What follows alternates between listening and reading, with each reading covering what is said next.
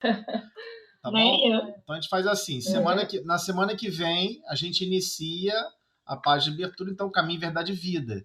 E aí fica assim, a Tá página bom. inicial estudando esse livro, né? O Caminho, Verdade e Vida, né? Pra a gente pegar essa sequência aqui toda, tá bom? Aos poucos. Ah, legal. Uhum. Tá? Aí hoje a gente, para não ter correria aí de livros, acho que muitos já leram essa página de hoje, né? Já estão feras aí. Essa não é a página de hoje, você sabe, né? Oi? Essa não é a página de hoje, né? Coração Puro, não é de hoje, não?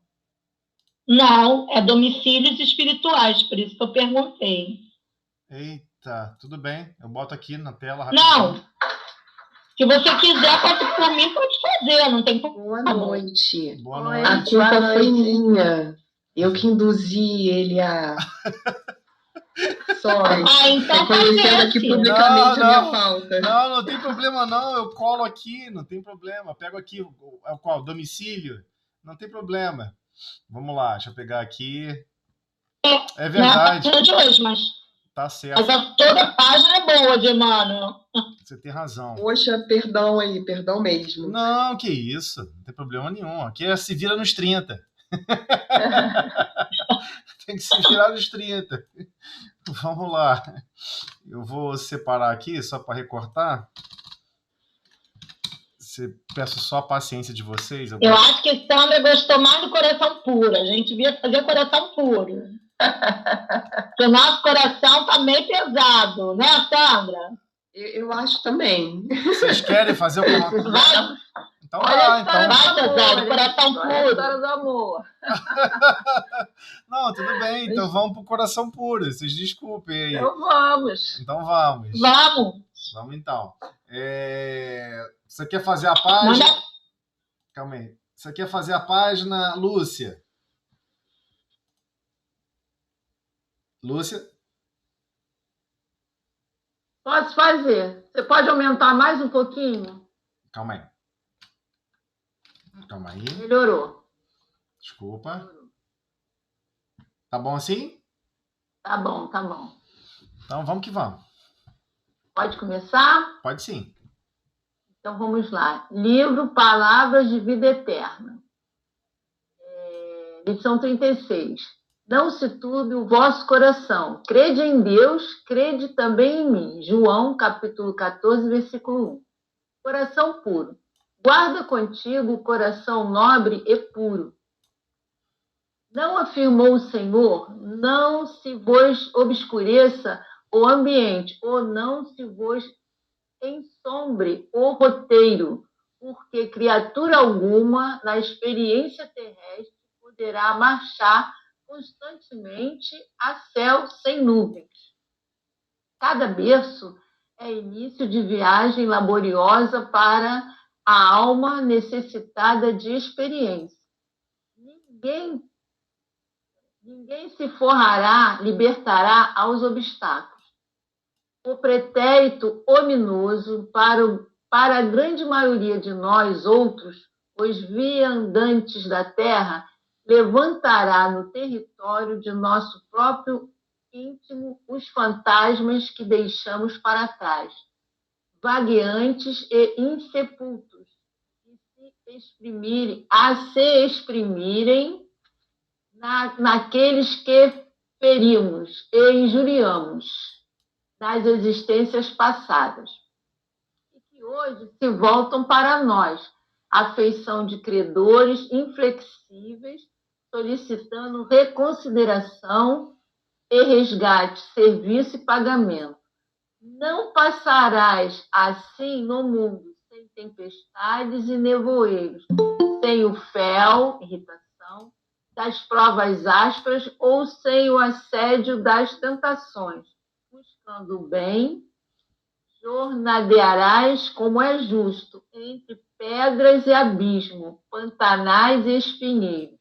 Todavia, recomendou-nos o Mestre, não se turbe o vosso coração, porque o coração puro e intimorato, valente, é garantia de consciência limpa e reta. E quem dispõe da consciência limpa e reta, bem se toda perturbação e toda treva, por trazer em si mesmo a luz irradiante para o caminho.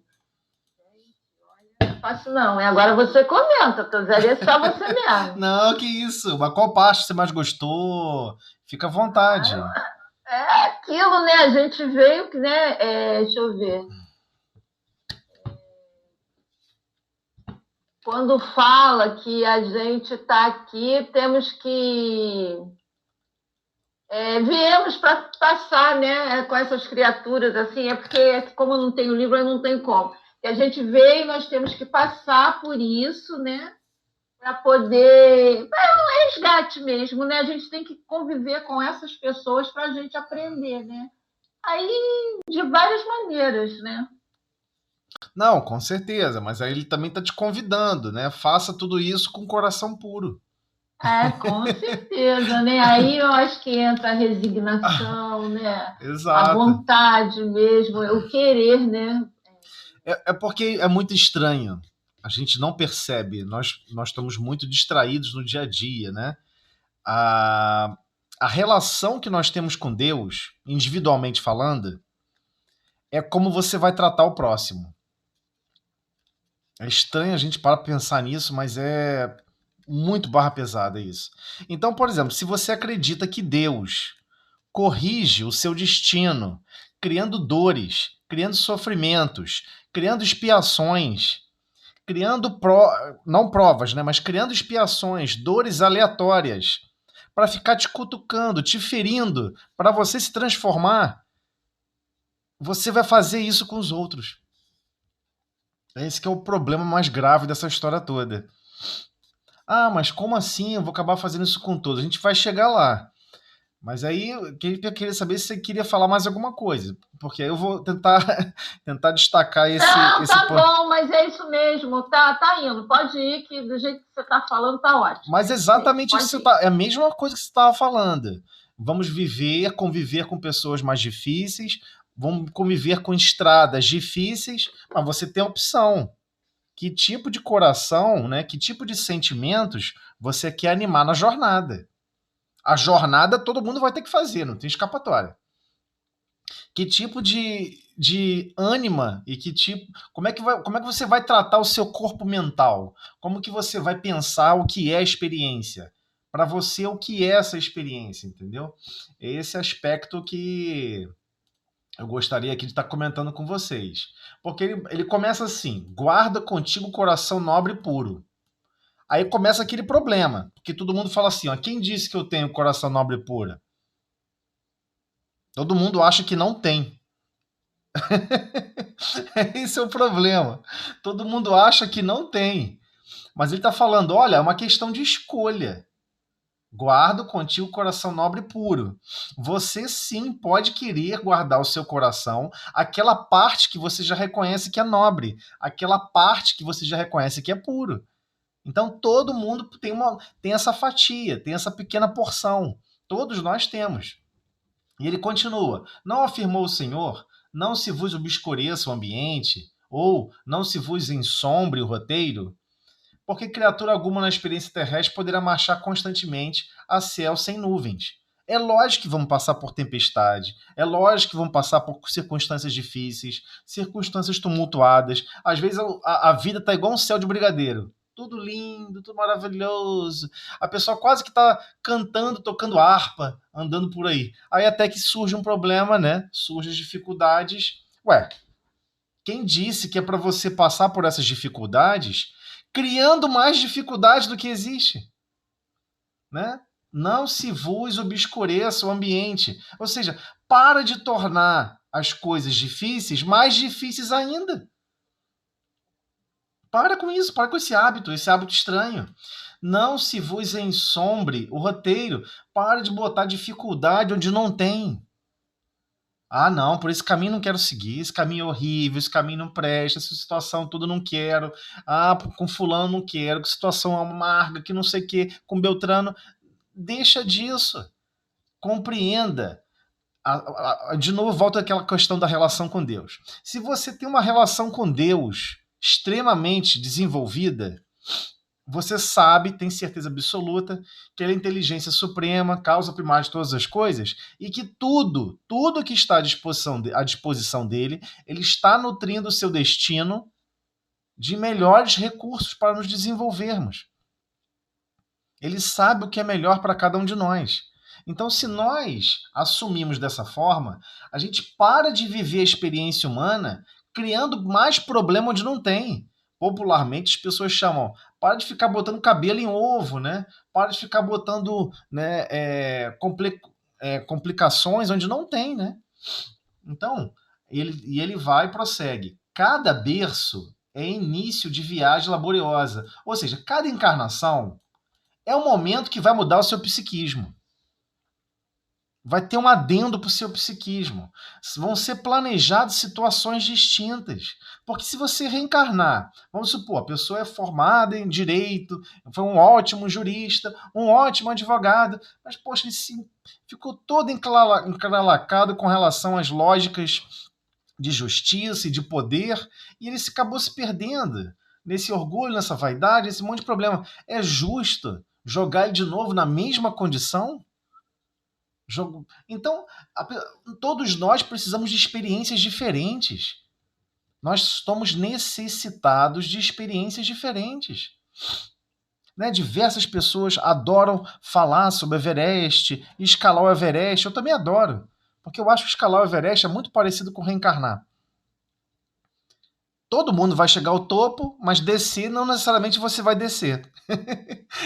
Então, assim, é uma viagem às vezes só de ida. Né? Você vai desencarnar. Mas qual é a questão por trás disso tudo? Os Sherpas. Eu adoraria reencarnar lá onde vivem os Sherpas. Se eu pudesse, me desagreguei de tudo nessa encarnação, eu queria viver lá igual os Sherpas, carregando mala para os outros, incentivando as pessoas, ajudando as pessoas a subirem, a escalar a montanha. Porque essa é a lógica da encarnação. A lógica da encarnação é você fazer o bem, é você empurrar os outros para frente, é você, sabe, se condicionar a cumprir tarefas e ter essa experiência de ter cumprido essas tarefas com mais facilidade e auxiliar quem não cumpriu. É o único sentido, porque senão não tem sentido nenhum. Então, cada berço vai nos fornecer experiências diferentes. Sempre fornece experiências diferentes. Mesmo no Brasil, que é um país continental, você não nascer no Nordeste é uma experiência, nascer no Sul é outra experiência. Cada núcleo familiar tem um ponto de vista sobre a vida, sobre tudo diferente. Então, às vezes, você vai nascer num lar onde todo mundo é político, a família de políticos. Você possivelmente vai se tornar um político. E aí, está preparado para desempenhar bem a função? Está preparado para não errar como político? Às vezes nasce no lares onde todo mundo é músico. Está preparado para não se perder nas alucinações do ambiente dos músicos? Então, assim, a gente gosta de falar e criticar sobre tudo e a todos, mas a gente esquece que cada um desses espíritos estão adquirindo experiências. Não, mas ele não está arrumando para Deus. Não, mas como é que você sabe? Agora, todo mundo acha que tem um mapa divino e sabe de tudo. A gente não sabe de nada. Estamos numa escola de almas. Deus sabe como planeja cada encarnação. Projeto reencarnatório é só Deus e nível de Cristos é que sabem do projeto reencarnatório. E diversas situações nos são favorecidas realmente, não por mérito, mas por misericórdia divina. Jesus deixou claro: eis aqui o meu corpo, eis aqui o meu sangue. Esse ritual na última ceia a gente não entendeu. A maioria não entendeu mesmo. Nem os discípulos. Como assim? Comer o corpo do Cristo? Eu vou alimentar a alma de vocês. Eu vou alimentar a alma de vocês com amor. Vocês vão ter situações de amor mesmo sem ter esse histórico e esse mérito. Irá germinar no destino de vocês situações de amor. E adivinha, você vai se agarrar a essas situações de amor como a pedra mais preciosa da eternidade. E elas são. Mas o que é o sangue? Por que foi tratado como vinho? Porque ele está falando, é uma grande alegria. A boa nova é uma grande alegria. Você vai ganhar experiência e praticar o bem. Você vai ganhar experiência fora dos seus domínios. Então, essa necessidade de experiência aqui não é a experiência da mesma coisa que você sempre fez. Não é isso. Por exemplo, a pessoa tem muita experiência em nadar numa piscina. Ótimo. Bota agora ela para nadar no meio do oceano. Fazer uma travessia, né? Nadar 10 quilômetros, né? Claro, com barco apoiando, claro, tudo mais. Sabe o que vai acontecer? Pavor. Porque piscina tem as bordas. Piscina, mais ou menos, você encontra o fundo. Você vai estar num lugar onde não tem fundo, onde não tem borda.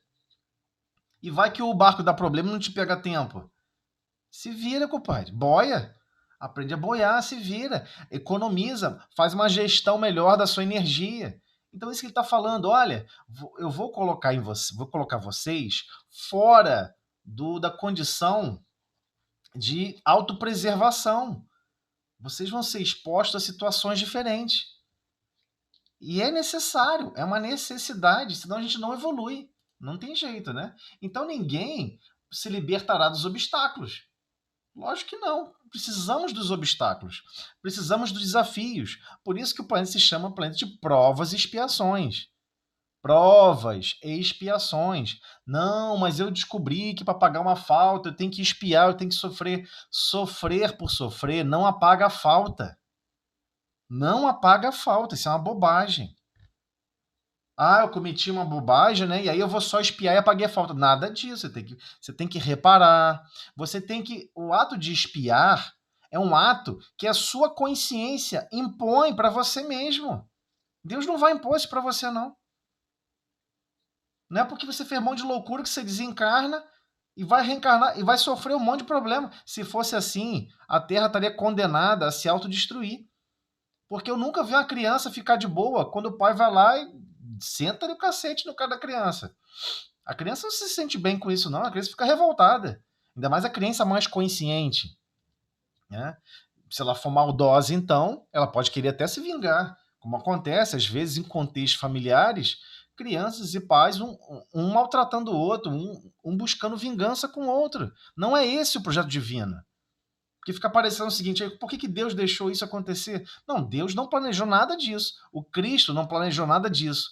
O Cristo planejou acreditando que nós fôssemos desempenhar o nosso melhor. Não, eu vou querer viver a experiência da prática do bem. Eu vou querer viver a experiência no lar, da prática consistente e coerente da ação mínima da fraternidade. Eu quero ganhar essa experiência, porque eu não tenho. Então a gente tem que aprender a ter experiência no que nós não temos. Então o pretérito ominoso, né, para a grande maioria de nós, outros, os viandantes da terra, levantará no território de nosso próprio íntimo, de nosso próprio íntimo. Foi Deus que levantou? Não. Levantará do território de nosso próprio íntimo os fantasmas que deixamos para trás. Às vezes, o que ocorre? A pessoa está no nível de insensibilidade muito grande. Ela não está preparada para, por exemplo, reconectar com aquele outro coração do passado que ela maltratou, porque ela continua acreditando que estava certa. Temos que tomar muito cuidado, gente. A nossa postura mental sobre a justiça, ela é toda torta, toda retorcida. Sempre queremos achar que a nossa forma de avaliar as coisas é o mais justo. Só que ele não consegue nem ser justo para nós mesmos, quem dirá para os outros. Então, o que eu estou querendo dizer com isso? Se acontecer o mesmo fenômeno, a mesma história, o mesmo histórico de convivência, certamente iríamos nos perder nos mesmos erros.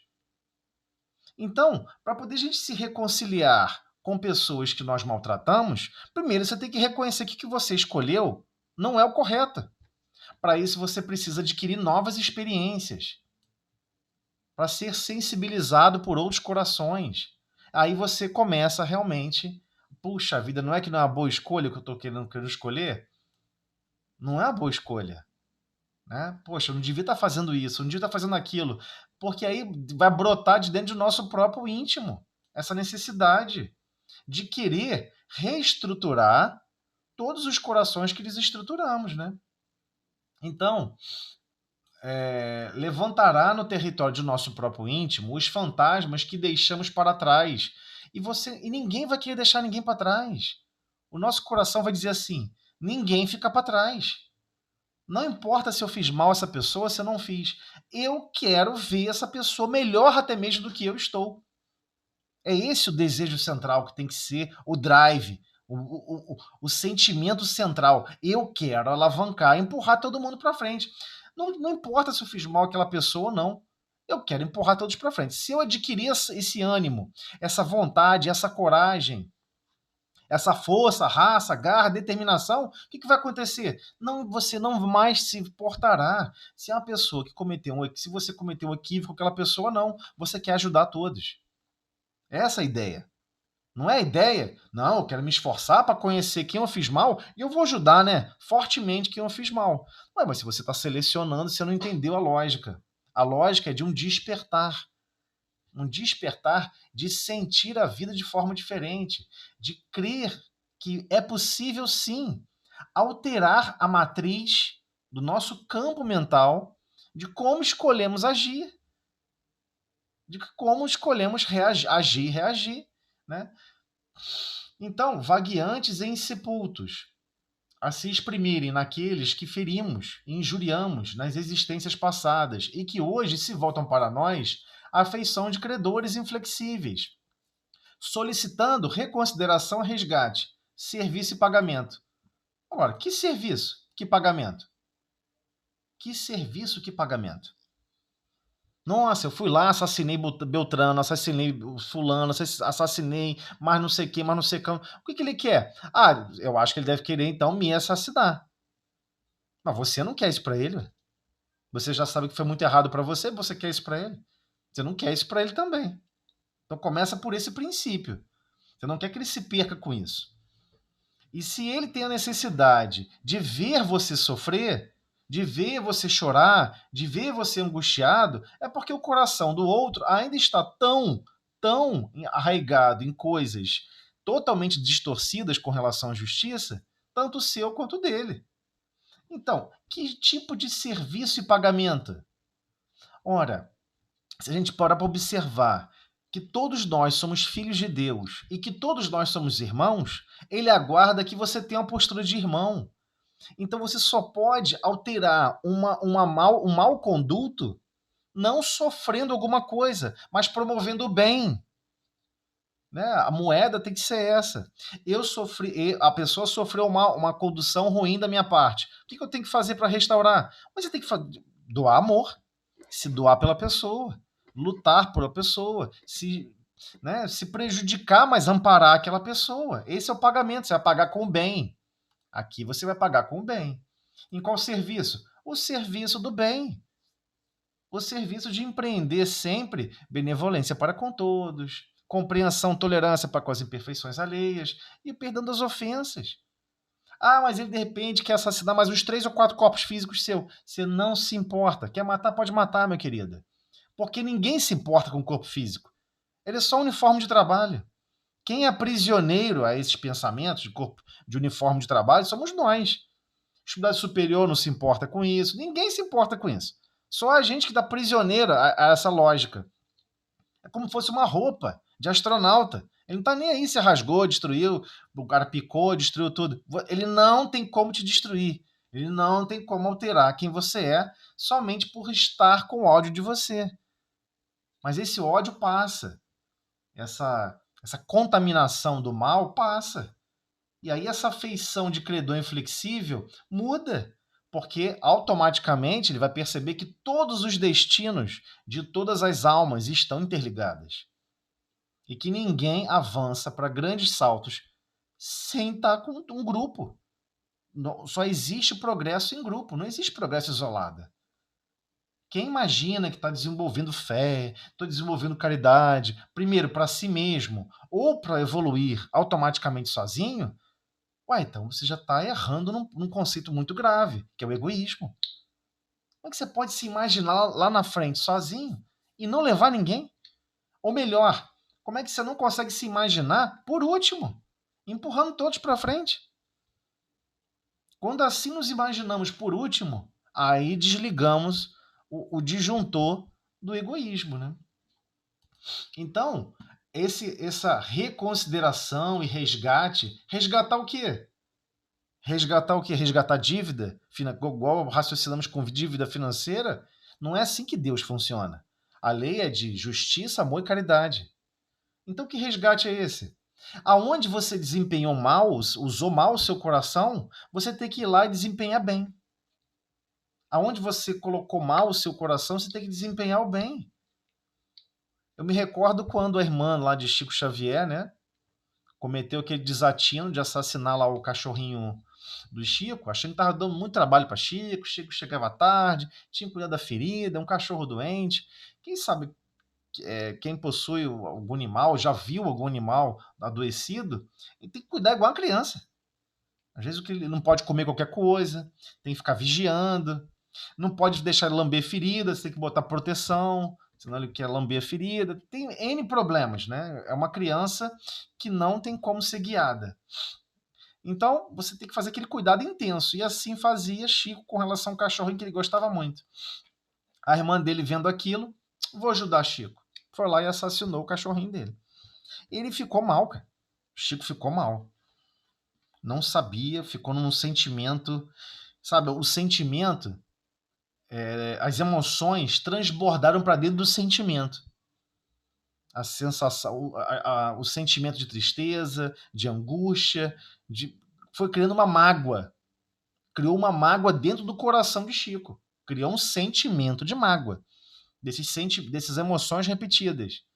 A ponto de Emmanuel aparecer e falar: Chico, já não vai funcionar a reunião mais tarde, você já está atrapalhando, vai dar ruim.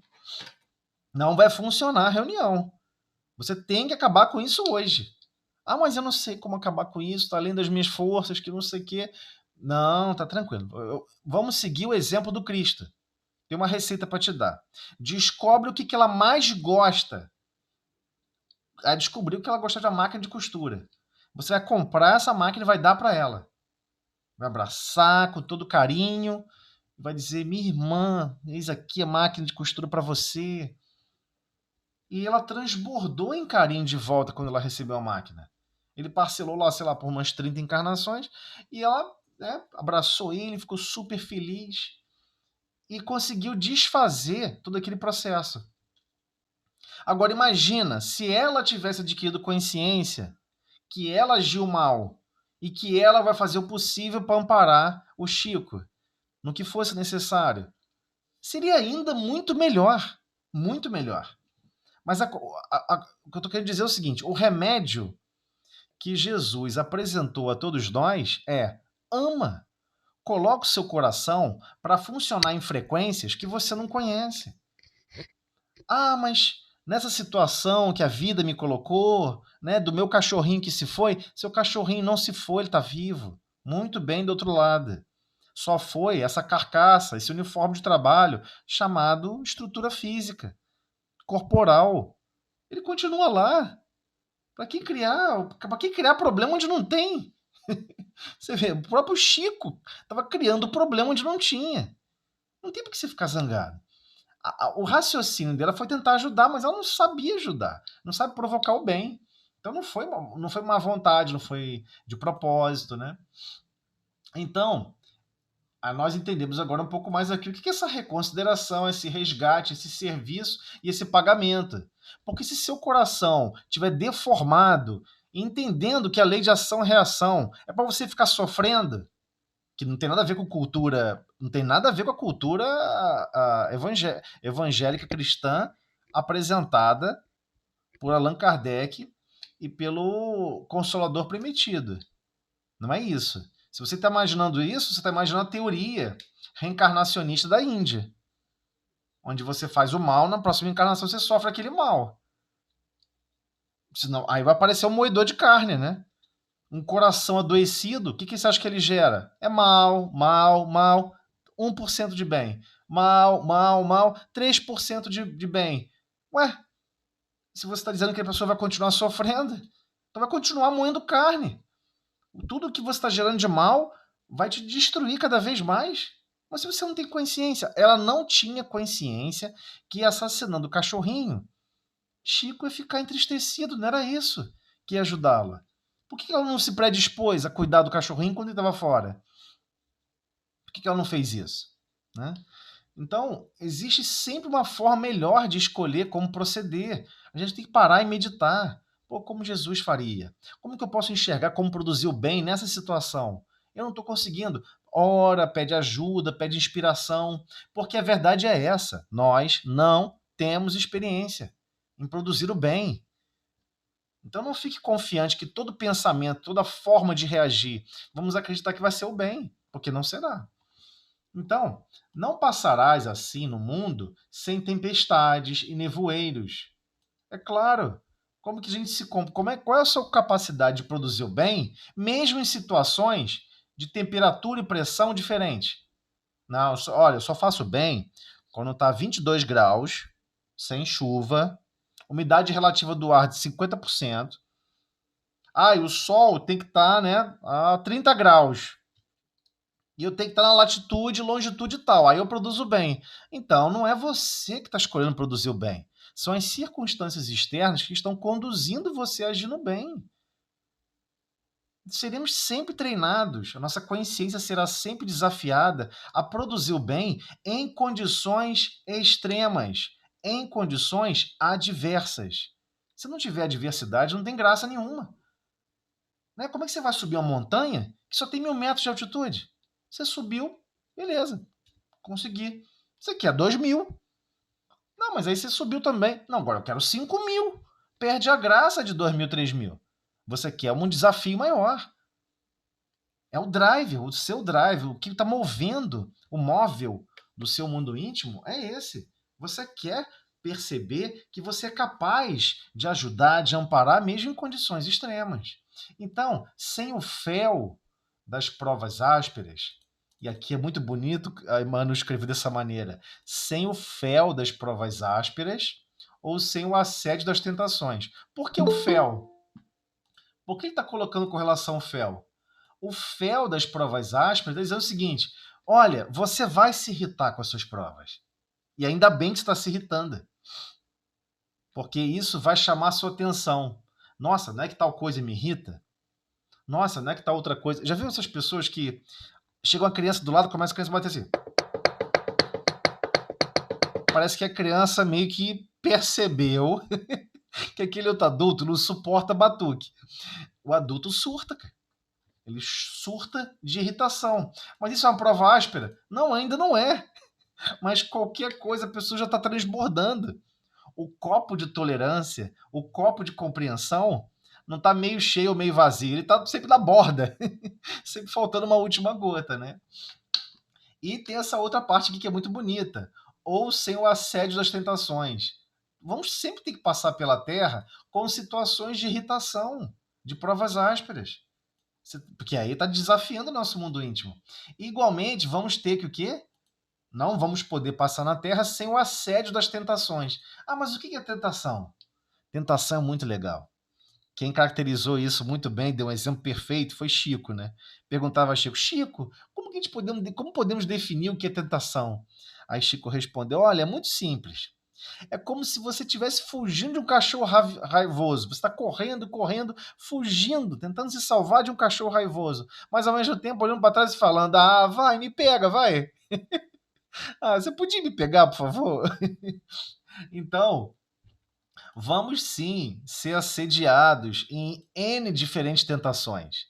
Então, se o nosso desejo central, que você está lutando contra ele, é de egoísmo extremo, é de orgulho extremo, é de vaidade extrema, é de N problemas, seremos assediados. Situações no grande teatro da vida ocorrerão para testar e desafiar se estamos realmente conscientes de como desconstruir todos os edifícios que nós construímos de egoísmo, de vaidade, de orgulho, e que precisamos desconstruir, parar de correr atrás dessas questões, né? Então, sim, sempre teremos o assédio das tentações, o tempo inteiro. Porque muitas pessoas ficam achando, tentação com relação à riqueza. Ué, se você desempenhar bem o uso da riqueza, não tem problema nenhum. Se você perceber que é um multiplicador de possibilidades e de progresso para todos, não tem problema nenhum. O problema é que geralmente você mascara, né? Você vive uma vida de luxúria e de máximo tudo do bom e do melhor para você e nada para os outros. Então, seremos sim testados, né? Seremos assediados em N aspectos. E por vezes, mesmo sem recurso físico, mesmo sem uma série de recursos, sempre sofremos assédio e tentações, por exemplo, com relação à crítica. Tem pessoas que são, nossa senhora, poderiam escrever livros e mais livros sobre como observam o próximo e como classifica, critica, julga, condena. É um assédio. É uma tentação. A tentação de querer provar, primeiro, que você consegue enxergar o mal no outro e se afastar dele. Enquanto você devia enxergar o mal no outro, não comentar nada com ninguém e sempre produzir o bem. Só enxergar o mal e parar por aí não adianta nada. Aquela alma é importantíssima para Deus, né? Então, buscando o bem, jornadearás como é justo, entre pedras e abismos, pantanais e espinheiros. Todavia, recomendou-nos o Mestre, não se turbe o vosso coração, porque o coração puro e intimorato, né, valente, é garantia de consciência limpa e reta. E quem dispõe da consciência limpa e reta, vence toda perturbação e toda treva, por trazer em si mesmo a luz irradiante para o caminho. Então, se a pessoa está sempre... Não, peraí, meu desejo central agora, qual é? É eu empreender a vivência no mundo segundo os conceitos do Cristo. Vou conseguir 100%? Não vou, mas eu não vou parar de persistir. Eu vou cair e vou levantar. Eu vou errar, vou levantar, sacudir a poeira e falar, não é que eu errei de novo? Mas agora eu vou acertar. E agora eu também quero aprender a errar em coisas novas. E não errar nos mesmos erros. E ao pouquinho nós vamos construindo essa consciência limpa e reta. Porque geralmente tem uma parte que eu não gosto muito no ambiente religioso, né? No ambiente de discussões de aspecto moral. Todo mundo fala do ponto B e você está no ponto A. Não, existe o ponto B, mas você está no ponto A. Tá, mas como é que vai do ponto A para o B? Como que se vai do ponto A para o B? É muito difícil, porque existem sentimentos que nós não construímos e nós não valorizamos. Então, por exemplo, nós não conseguimos ser agradecidos a tudo ainda na vida. Meio que a gente caminha pela rua e tal, não valoriza o mundo vegetal, não valoriza o reino mineral, não valoriza as outras consciências, as outras almas com quem nós convivemos, ou com quem nós tropeçamos pela rua. Achamos que, acabado de perturbado, alucinado. Não é verdade. São importantíssimos para o Pai. Deus se importa com cada um deles, tanto quanto se importa com o verme, tanto quanto se importa com aquele que é classificado como anjo. Ama a todos da mesma forma.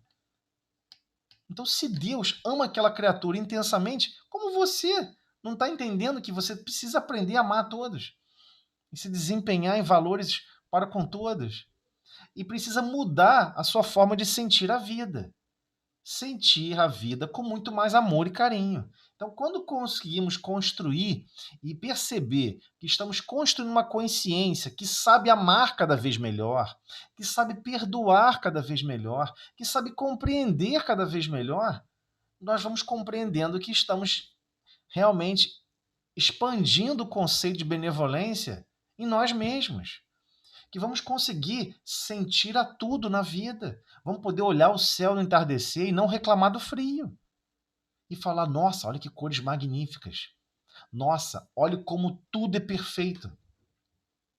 Nossa, olha como Deus faz tudo com extremo cuidado e zelo por todos nós.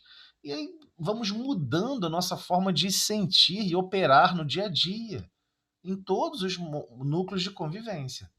Né? Então precisamos realmente compreender que esse coração puro É aquele coração que sabe que está sendo transformado, tem consciência que está em processo de transformação e não fica colocando mais dores e sofrimentos onde não tem.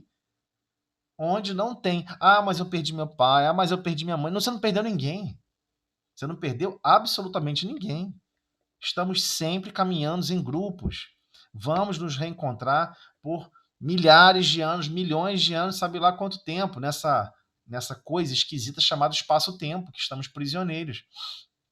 Logo depois também não estaremos mais prisioneiros a isso, a essas condições de espaço-tempo. O que a rotação da Terra tem a ver com o seu destino? O que a rotação da Terra em relação ao Sol tem a ver com a sua evolução? Como espírito imortal? Nada. Absolutamente nada. O que você faz em cada experiência, em cada situação, para desempenhar cada vez melhor essa boa nova, essa boa notícia, de colocar alegria no seu dia a dia, a felicidade por estar caminhando cada vez mais consciente. Nossa, não é que assim a vida fica mais leve. Não é assim que a vida se torna muito mais tranquila de ser vivida, sem eu ficar inventando moda ou dificuldade, onde não precisa ter, onde não há necessidade de ter dificuldades. E assim vamos sempre, mesmo sobre nuvens, mesmo sobre tempestades, compreender que há uma necessidade para tudo. E que sim, precisamos testar as nossas convicções e a nossa consciência, provar a nossa consciência, provar o nosso valor em situações adversas. E precisamos nos buscar essa nobreza de valores, né, que o Cristo apresentou na Terra para todos nós. E não foi fácil. O Cristo veio aqui pessoalmente, vestiu o uniforme de trabalho exatamente igual ao nosso, sem tirar nem pôr. Senão seria uma coisa totalmente alucinada. Pô, você quer dar um exemplo que é possível viver assim, mas você vive de forma diferente? Claro que não. Ele teria condições de viver até num corpo físico inferior ao nosso. E daria show de consciência, show de amor, show de brandura, N capacidades de desempenhar valores que ainda não compreendemos. Né? Então, alguém quer falar mais alguma coisa? Alguém está com o coração turbado, né? Ou não? Luciene, quer falar alguma coisa? Lúcia, Maria? Hoje não, tô zero. Tá ok. Quero falar. Quero só ouvir. Tudo bem, pode ficar à vontade. Quiser falar, pode interromper. A hora que quiser.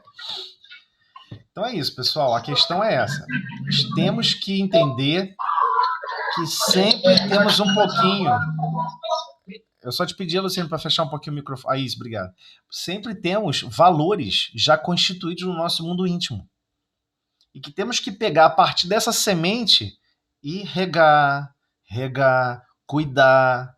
Né? Você planta um pé de tomate, você vai lá, você ampara o pé de tomate, tira, né? Cuida do pé, melhora a adubação.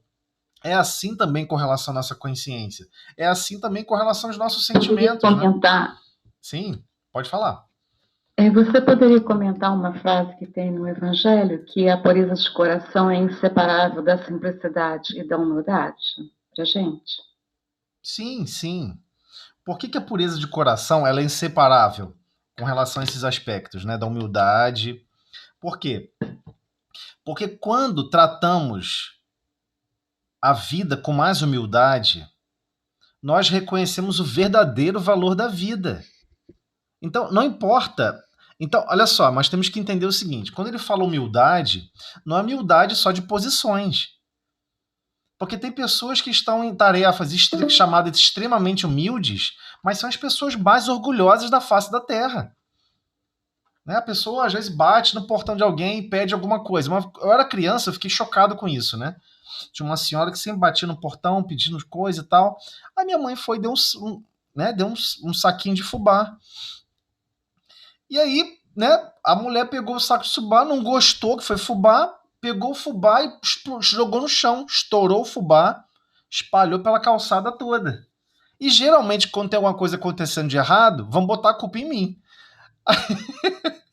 Eu cheguei em casa e falei, ó, não fui eu não fiz nada.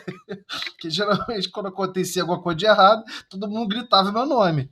Não queria nem saber o que que fosse. Caiu um copo no chão, quebrou, grita Tozelli que deve ter sido ele. Então, assim, não fui eu. Então eu tava preocupado em, olha, eu sou inocente nessa história, foi aquela senhora lá que jogou no chão.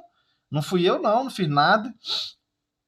E aquilo me marcou, né? Porque a pessoa tava pedindo comida, né? Ela podia pelo menos falar o seguinte: desculpe, fubá, eu não me dou bem com fubá. Eu não, sabe, meu organismo não se dá bem com fubá, me perdoe. Eu teria outra coisa, podia ser um arroz, ou então só um feijão, qualquer coisinha assim, tá bom. Não, a pessoa pegou e preferiu destruir o fubá. Aquilo me marcou, cara, porque a pessoa tá numa situação, né, ela tá pedindo ajuda, ajuda material.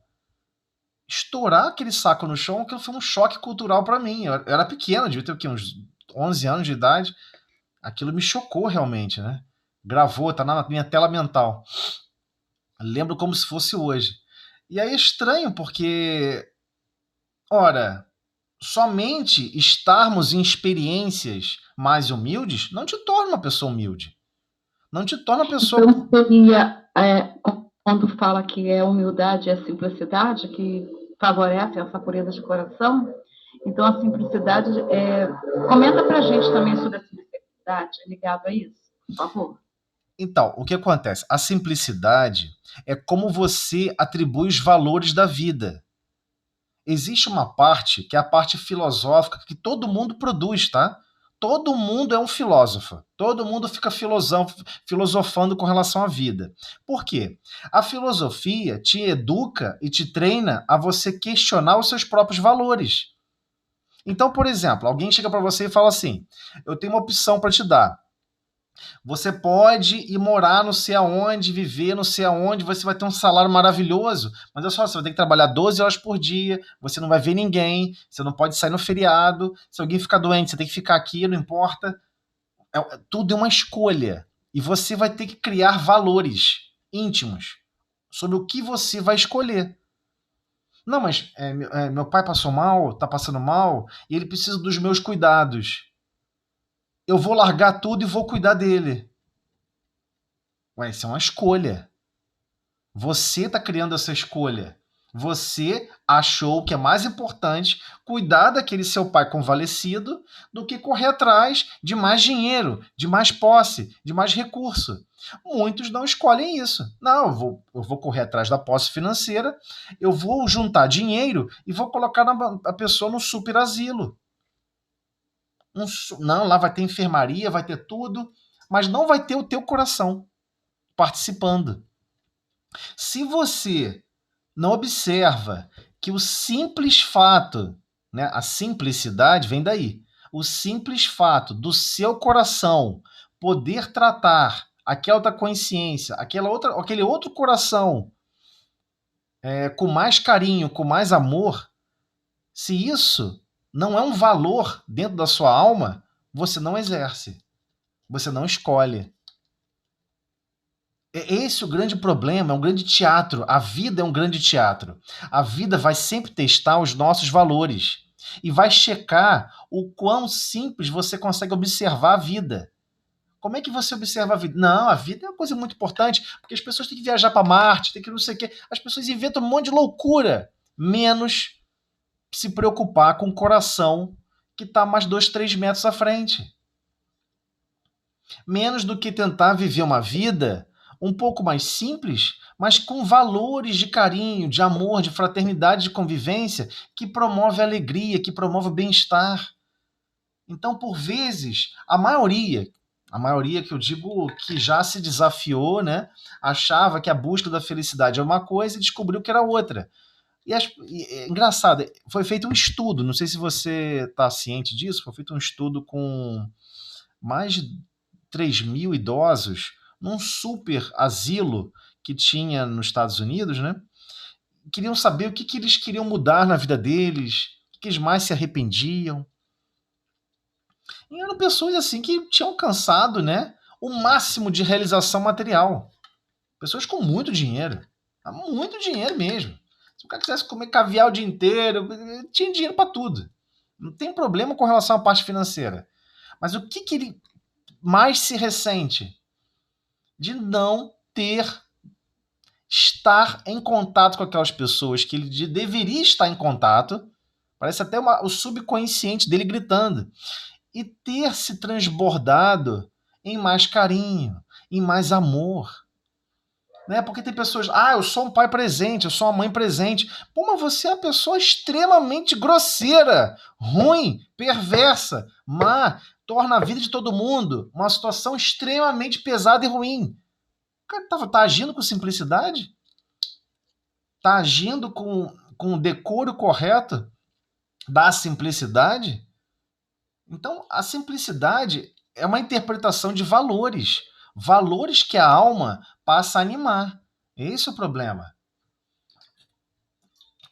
E você só questiona os valores que você conduz no dia a dia da vida se você realmente julga as suas próprias escolhas. Em que sentido? Peraí, eu quero agir mais no bem. Eu quero produzir mais o bem. É esse um sentimento de progresso que eu quero para o meu mundo íntimo. Ok, perfeito, ótimo, maravilhoso. Mas você analisa se a consequência final está sendo essa? Porque a maioria que anda com a vida totalmente despreocupada, não percebe, não analisa que se ela tivesse colocado naquela situação, naquela outra, uma visão um pouco mais simples de como ela interpretava a situação, o resultado teria sido diferente. Totalmente diferente. Então, é esse o problema da simplicidade, porque geralmente simplicidade, a gente imagina que é simplicidade com relação à parte simplesmente física, né? Não, fulano é simples, né? Aquela pessoa que, né, fala baixinho, não sei o quê. Isso não é simplicidade. Isso não é simplicidade, porque às vezes ali dentro tem um psiquismo extremamente complexo. Extremamente complexo. A pessoa julga, critica, acredita que a rota para Deus só tem um caminho. E quem não está no mesmo caminho que ela está, não está seguindo para Deus. A pessoa não entendeu que Deus está no centro e nós estamos na borda. Todos os raios de todos os ângulos levam para Deus. Não existe caminho igual. Não existe dois caminhos iguais. Cada um dos valores que nós vamos animando e que dinamizamos esses valores, alteramos esses valores, vão conduzindo a nossa experiência. Então, por vezes, tem que ficar 1, 2, 3 encarnações tomando decisões muito mais materialistas, achando que a felicidade e a alegria são certas realizações, para depois perceber que o que a pessoa mais sente falta é daquele outro coração, que ela não conseguiu ser fraterno, que ela não conseguiu, né, se esforçar para ter mais candura no dia a dia, ter mais forma alegre de viver, no sentido de produzir a alegria e o bem-estar no outro coração. Estamos a serviço de uns para com os outros. E ainda acreditamos que existe uma agenda material do planeta que vai se instaurando sozinho. Não vai. Eu só vou pedir da licença a vocês para a gente fechar aqui a sala, abrir outra. E eu vou fazer aqui a prece rapidinho e é para a gente continuar, tudo bem? Vamos lá. Tudo maravilhoso.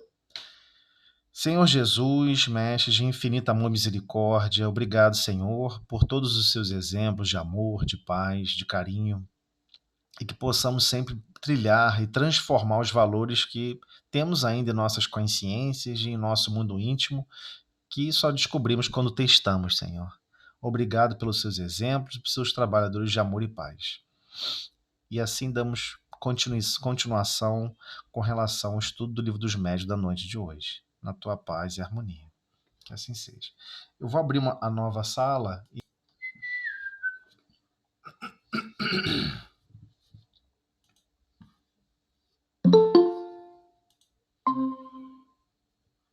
Faixa também da simplicidade, como você disse, não é? Sim, exatamente. Mas assim, é uma experiência justa, tá? É uma experiência justa. E não tem como, às vezes, a gente chegar e falar, olha, geralmente quando a gente está criticando o próximo, a gente tenta ressignificar os nossos valores na outra consciência. Só que, às vezes, você já está acostumado, por exemplo, a comer maçã. A pessoa nunca comeu maçã. A pessoa não gosta de maçã. Ela não quer comer maçã. Não tem jeito, a pessoa não vai comer maçã. Não importa se você comprar maçã, se você ofertar, olha que cheiro, que aroma, olha como é bela a maçã. Não tem como a pessoa querer passar a conviver com o hábito de consumir maçã só porque estamos elogiando a maçã e reconhecendo. A pessoa precisa trilhar outros caminhos, é inevitável, entendeu? Então é muito difícil para todos nós, né, entender é difícil para mim também, tá? Para todo mundo. Entender como funciona a lógica da lei de progresso, né? Porque nós estamos séculos vivenciando ideias de teólogos diferentes. E o teólogo não faz de maldade, não, tá? Ah, porque o teólogo fez isso, impregnou o mundo com ideias distorcidas. Ele não fez de maldade. É até onde ia a capacidade dele de interpretação, de percepção, de sensibilidade. Então, Mas não é uma questão assim de que, às vezes, a sensação que passa é de, às vezes, dar aquela dorzinha até no coração, porque é como se a pessoa complicasse tanto a vida na forma de entender, de agir, assim, mais no entendimento, partindo sempre do entendimento, que complica a própria vida. E, às vezes, não quer, mesmo independente de todo o conhecimento, tendo, às vezes, um grande conhecimento de cultura, de tudo, ela, nesse sentido, ela não consegue lidar com aquilo, digamos assim, de uma forma, ela não simplifica. Assim, às vezes a pessoa tem todo o conhecimento, mas ela consegue simplificar.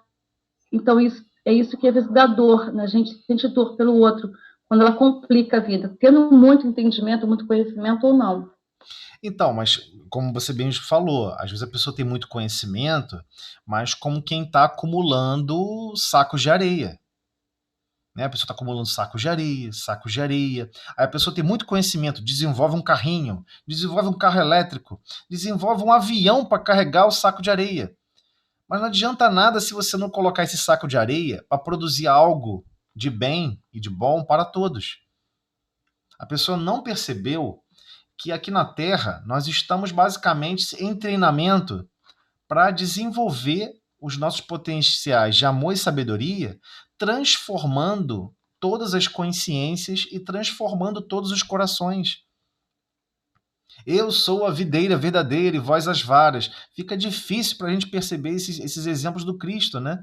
Porque, como assim eu sou a videira verdadeira? Que história é essa? Tem uma videira falsa, então? Mas foi exatamente isso que Jesus falou. Ó, vocês estão vivendo na videira falsa. Você... Só que é difícil, só quem viver esses hábitos do campo vai entender, né? Como é que você reconhece que uma árvore não é aquela árvore? Né? Você tá lá dando toda atenção àquela árvore, toda atenção, cuidando, não sei o quê, e aí você descobre, caramba, tô cuidando da árvore errada. Né? Uma vez eu vi uma reportagem uma reportagem não, foi uma tirinha de vídeo, né? O rapaz estava cavando um buraco no chão, que tinha que cavar um buraco grande no chão, acho que era sei lá, o cara estava todo feliz, já tinha avançado bem, já tinha, né, ele mais 3 pessoas, já tinham cavado tipo 2 metros de profundidade, por 3, por 4. Aí o que ele foi descobrir?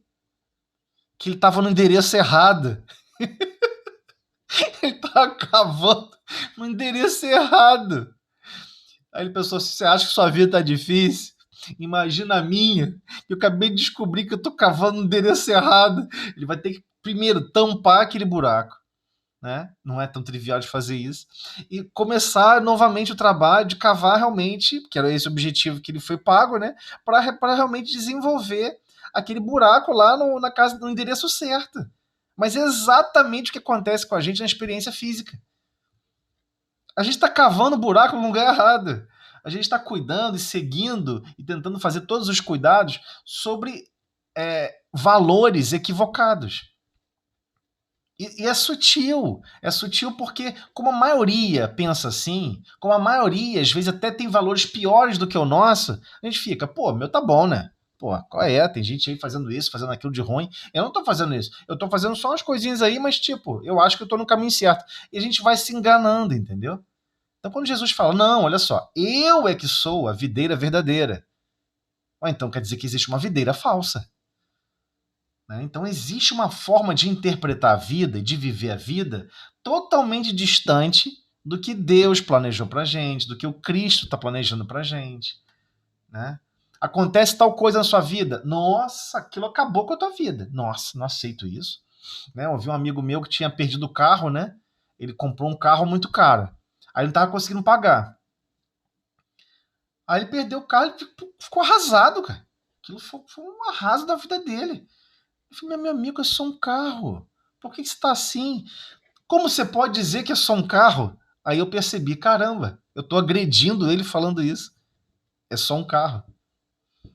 Eu não posso mudar o valor dele. É aquele mesmo problema, né? Quando a gente vai estudar sobre empatia, o que as pessoas passaram a falar sobre empatia? Virou um jargão, né, popular, né? Tudo que vira jargão popular, quando você vê, começa a se esvaziar de significados. Então, o que é empatia para a maioria das pessoas? Ah, você se colocar no lugar do outro. Não, isso não é empatia. Isso é covardia.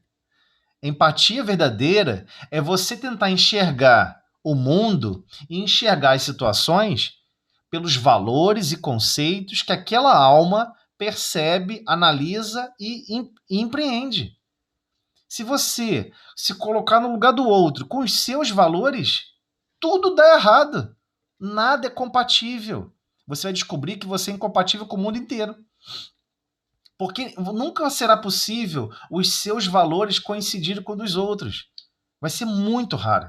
Às vezes vai coincidir, sabe em quê? Em 2, 3 coisas. Mas vai ter um monte de outros assuntos que não coincide. Não coincide. E por que isso acontece? Porque isso, cada consciência está marchando para Deus num ângulo diferente, de uma grande circunferência ou de uma grande esfera, indo para o centro, indo para o uno. Tudo que é dual no nosso coração, né? Amor e ódio, alegria e tristeza, tá no mesmo campo de sentimentos? Alegria e tristeza tá. Um dia vai se tornar só alegria. Amor e ódio também tá no mesmo campo. Um dia vai se tornar só amor. Então, tudo em que nós estamos ainda oscilando, nós vamos percebendo aos poucos que nós estamos conduzindo a vida com valores diferentes. Então, o valor da simplicidade é uma construção. É uma construção. Né? Surgiu uma situação assim assada. Você acredita que você interpreta como sendo o quê? Não, é uma oportunidade de trabalho, é uma oportunidade de exercer os meus potenciais. O outro, nossa, aconteceu isso? Que desgraça, que horror. Cada um interpreta diferente todos os fenômenos da vida, mas todos eles nos educam continuamente. Né? E se a gente observar, por exemplo, na historiografia de Paulo de Tarso, né? No livro Paulo e Estevão, a gente toma vários sustos, né? Paulo ficou doente várias vezes, foi apedrejado. Ele obrigou alguém a ficar doente? Né? Planeta de provas e expiações, né? Geralmente o espírita não gosta de pensar sobre isso, porque vai desafiar os próprios valores dele. Planeta de provas e expiações. A pessoa ficou doente, ficou acamada, ficou todo descacetado. Isso aconteceu com Paulo. Ficou com febrão, que quando Lucas viu Paulo daquele jeito, magro, queimado de sol, bem ressequido, você vê que teve até perda muscular, febrão, e acho que Paulo não vai conseguir passar dessa noite, não. Ele impôs isso a alguém? Ele impôs a febre, aquela dor, não, porque tudo que você sofre aqui na Terra é decorrente de todos os maus que você praticou. É claro que não. Eu quero ver você ter pensamentos positivos quando você está doente, pô. Quando você está febril, sem se revoltar contra Deus, sem você falar mal para ninguém, nem de coisa nenhuma. Né? Então, como que podemos dinamizar esses nossos valores, né, se nós acreditamos que eu só posso viver se for assim. Eu só posso ter uma vida organizada se for assim, se for assado. Aí ferrou, entendeu? Então, esses valores são construídos aos poucos. E o problema é que a gente demora a perceber. Só depois que passou pelo problema que a gente percebe. Né? Perdeu a entrada, você tem que andar tipo 13, quase 100 quilômetros para... Caramba, não é que eu entrei na entrada errada? A gente não percebe que está fora de latitude, de longitude. A gente perdeu essa... Ou nunca tivemos, né? A gente não construiu essa estrutura psíquica que está sempre preocupada em melhor conduzir a vida. Nossa, não é que ontem eu conduzi mal tal situação? Hoje eu vou conduzir melhor. O problema é bem mais simples do que eu acredito, porque eu estou animando valores estranhos. Né? Tem gente que é assim, ó, um pano de prato, cara, o pano de prato é a coisa mais sagrada da face da terra. Meu Deus, taca fogo nele. Faz a fogueira em volta, chama todo mundo, dança, ulalá, ulalá. Pelo amor de Deus, não fica prisioneiro a situações em que você vai usar essa sua prisão a certos conceitos para chicotear, às vezes, até quem você ama. Caramba, fulano, você entrou com o sapato cheio de lama. Você não tá vendo que não sei. Aí o que você faz? Entendi, senhor. É mais uma oportunidade de trabalho. Eu vou limpar. Aí quando você vê, o outro coração tá constrangido. Ih, meu Deus, meu sapato tá sujo de lama, eu nem percebi. Não tem problema, eu vou limpar, tá tranquilo. Não aborreça o seu coração com isso. Não tem problema nenhum. Tem sido uma experiência maravilhosa poder limpar onde você suja. Então, todos nós temos essas prisões. A gente não percebe. Geralmente, quem convive muito conosco vai percebendo as sutilezas, os aspectos, né? Tal, que são particularidades nossas. E é natural ter essas particularidades. O problema é quando a gente pega essas particularidades e eles passam a ser o quê? Fontes para chicotear o outro, né? Fontes de... só tem paz, só existe paz quando tem aquela coisa toda bonitinha. Olha, eu não sei se vocês perceberam o que ocorreu com o efeito da televisão com o passar dos séculos.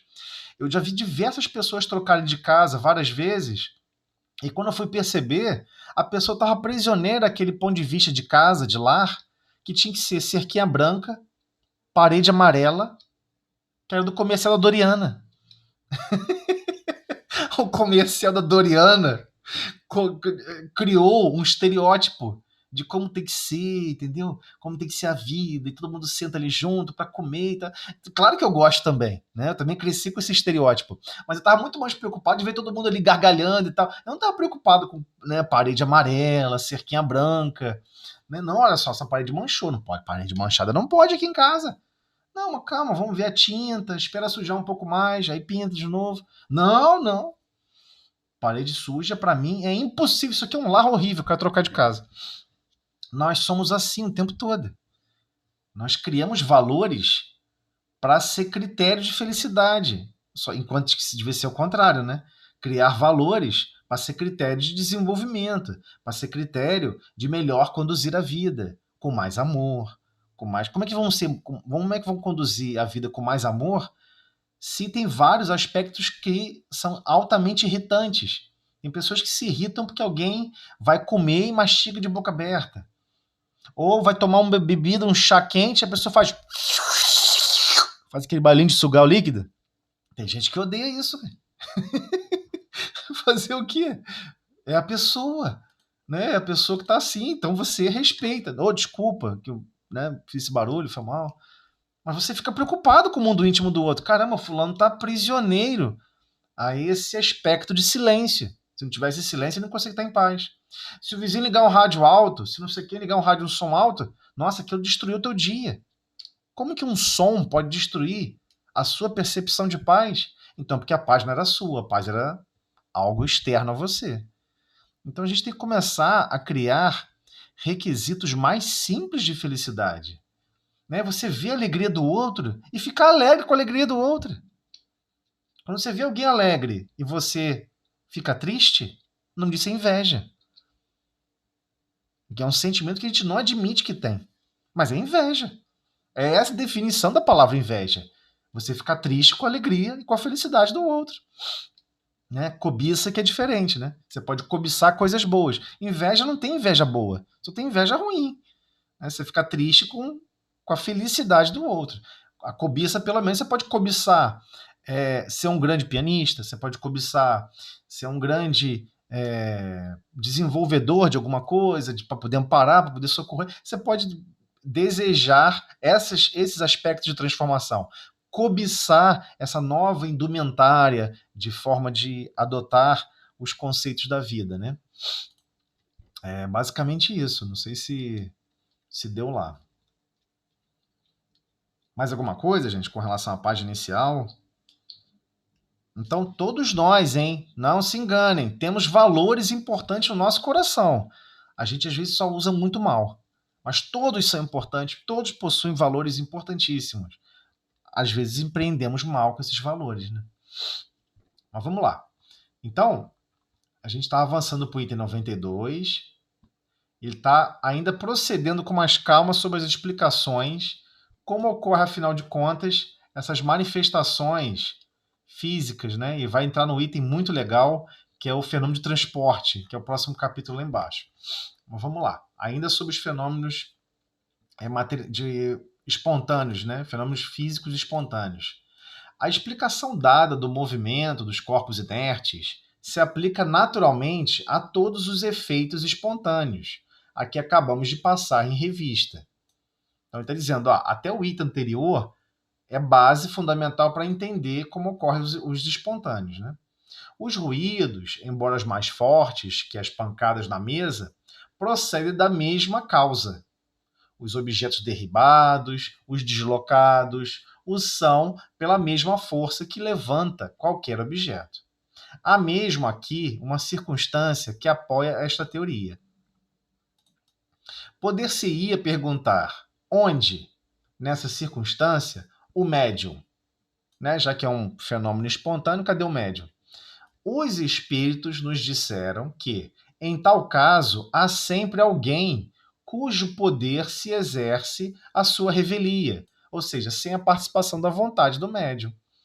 As manifestações espontâneas muito raramente se dão em lugares ermos, ou seja, a pessoa está sozinha num pico de uma montanha e o próximo cidadão mais próximo é 300 quilômetros. Vai ser difícil, vai ser muito difícil ocorrer esse fenômeno.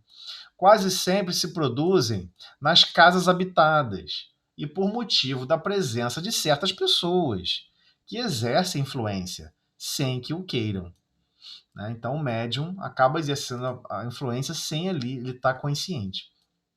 Essas pessoas ignoram possuir faculdades mediúnicas, razão porque lhes chamamos médiuns naturais. São, com relação aos outros médiuns, o que os sonâmbulos naturais são relativamente aos sonâmbulos magnéticos e tão dignos como aqueles de observação.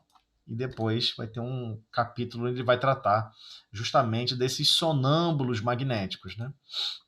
Que é bem diferente dos sonâmbulos naturais.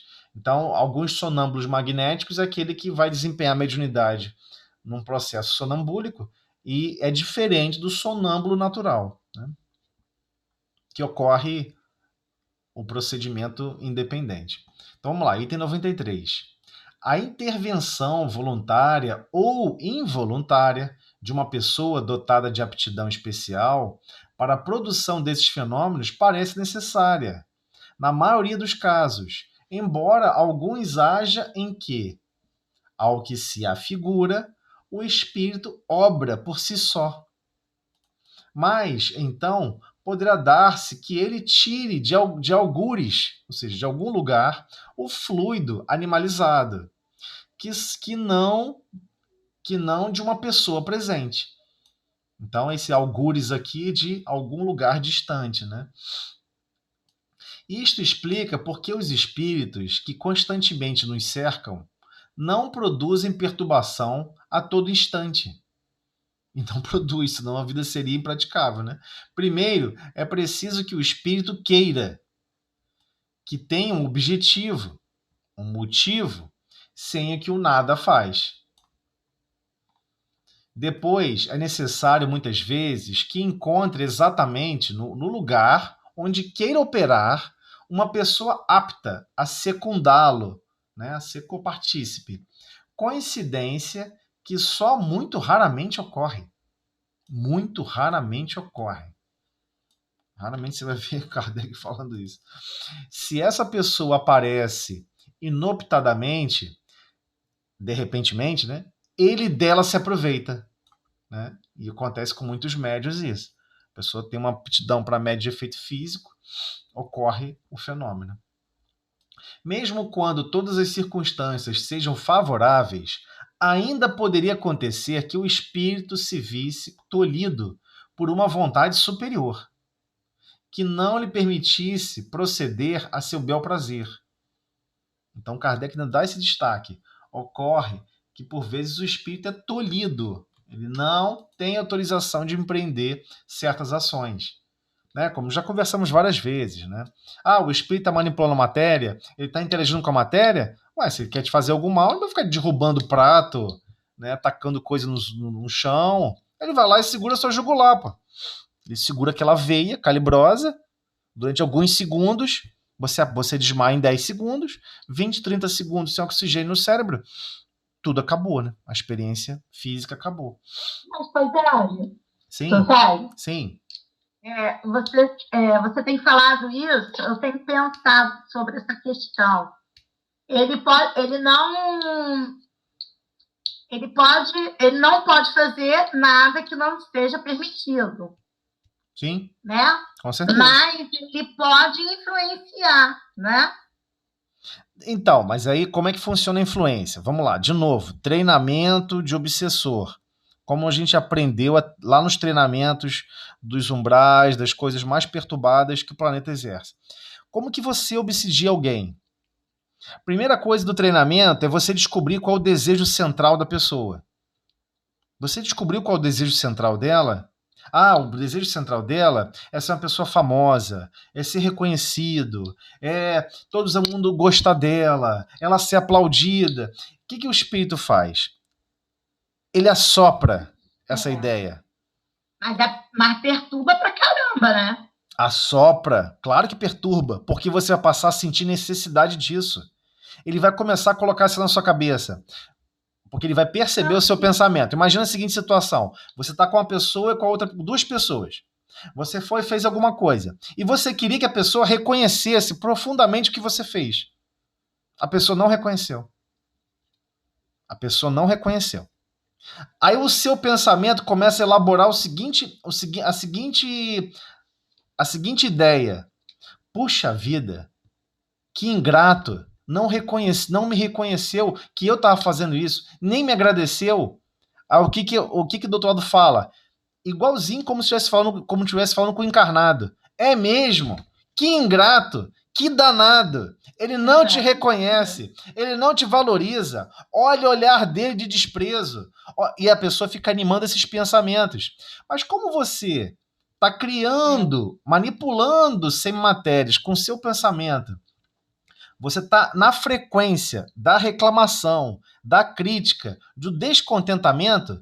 Se alguém apresentar para você mais descontentamento, mais crítica, é mais maçã para comer. Você come, até se empanturrar, passar mal e dar ruim.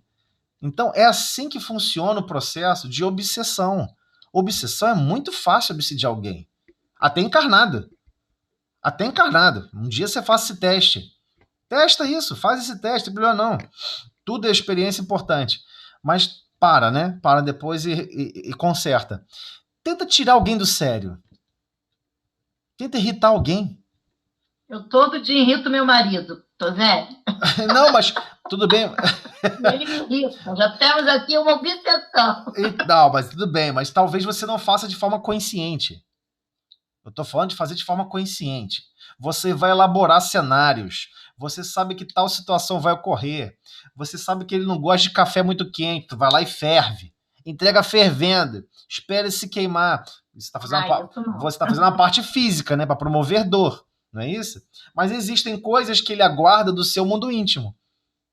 Que você pode empreender que vai deixar a pessoa zangada.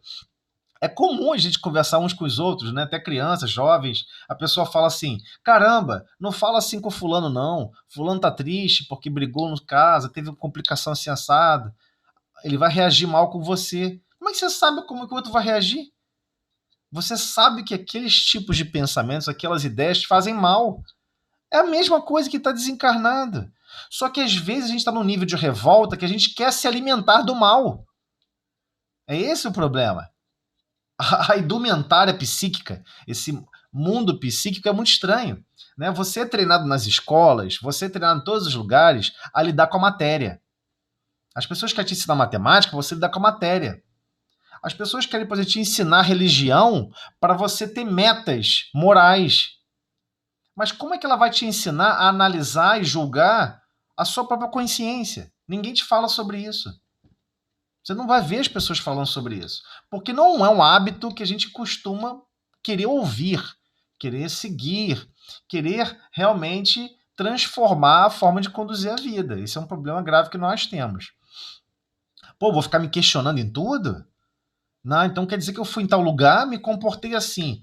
Pô, tem sempre que ficar checando se eu me comportei bem ou não, se eu podia ter sido mais carinhoso, se eu podia ter sido mais, né, zeloso com todos.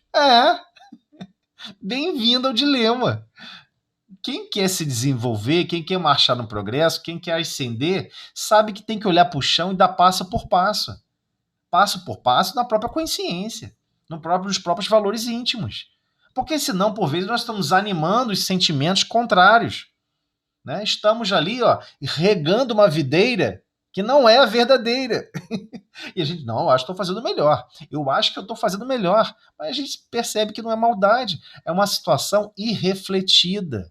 É uma situação, não é nem desajuizada. É uma situação que não foi suficientemente ajuizada, pensada, analisada. Se a pessoa, às vezes, parar a pensar com calma, a pessoa muda completamente de ideia. Não quero mais isso. Ainda vai tropeçar, tá? Ainda vai tropeçar. Mas pelo menos o ideal central é diferente. Então vamos lá. Aí você não deixa botar a culpa nos meus amiguinhos. Na verdade... É muito chato esse estudo. Não é isso. Na verdade, Emmanuel fala que eles são espíritos maravilhosos.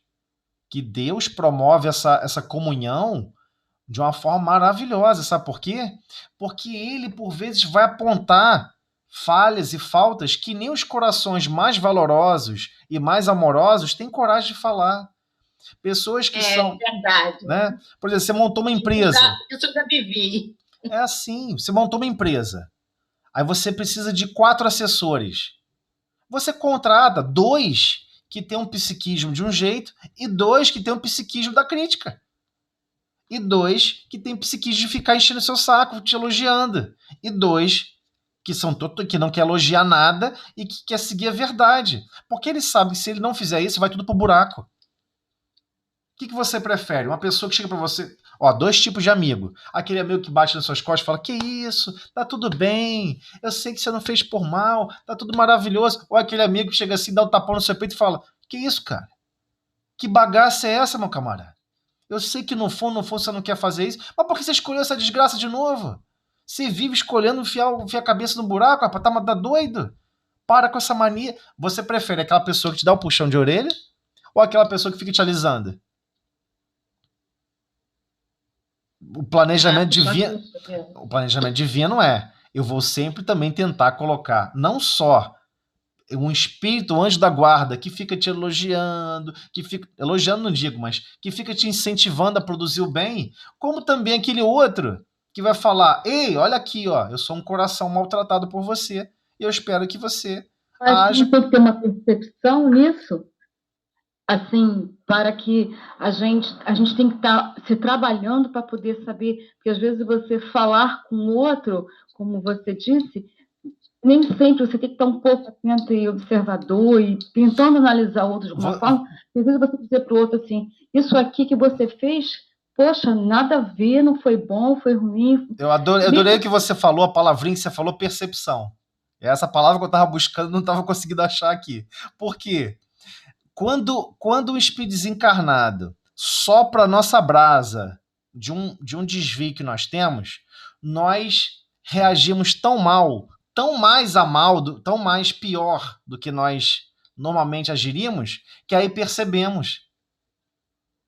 Caramba, não é que eu fiquei irritado a beça com fulano só por causa disso? Caramba, não é que eu sou altamente incompreensivo? Caramba, não é que eu sou demandante pra caramba? Eu exijo todo mundo uma postura extremamente sofisticada? Não é que eu sou realmente... Você tem que estar nesse processo de estar se tentando se conhecer, como você disse, senão passa despercebido, né? Passa despercebido, claro. Mas eu estou falando aqui aquela consciência que despertou, que saiu do sono. Né? A maioria está vivendo igual a gado. Nasce, cresce, se reproduz e morre. A maioria está vivendo igual a gado. E às vezes até prefere se desligar de tudo. Só que não tem jeito, a vida é constituída de constrangimentos. Então, como é que Jesus planejou a nossa evolução? Primeiro, nos constrangendo com amor. Temos vários constrangimentos de amor. Né? Pessoas que nos amam, a ponto de da pessoa chegar e falar assim, às vezes virar para você e perguntar: mas por que você me ama tanto?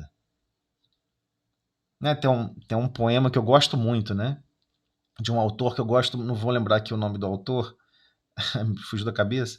Ele falava assim: por que um amigo, como é que você diz, aquele amigo, eu gosto muito daquele amigo, mas aquele amigo é cheio de defeitos, cheio de problema, né? Às vezes te chama, mas é só para problema, só para coisa difícil. Por que você gosta tanto daquela pessoa? Ou é porque ele é ele e eu sou eu.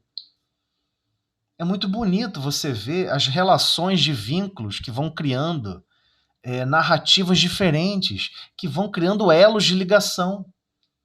E esses elos foram criados por constrangimentos divinos. Não foi exatamente escolha nossa. Né? Quando Jesus pegou e falou que era o noivo da humanidade, que havia se casado com a humanidade, é que ele iria aturar a gente, igualzinho num casamento, mas que iria conduzir o nosso mundo íntimo. Fica tranquilos.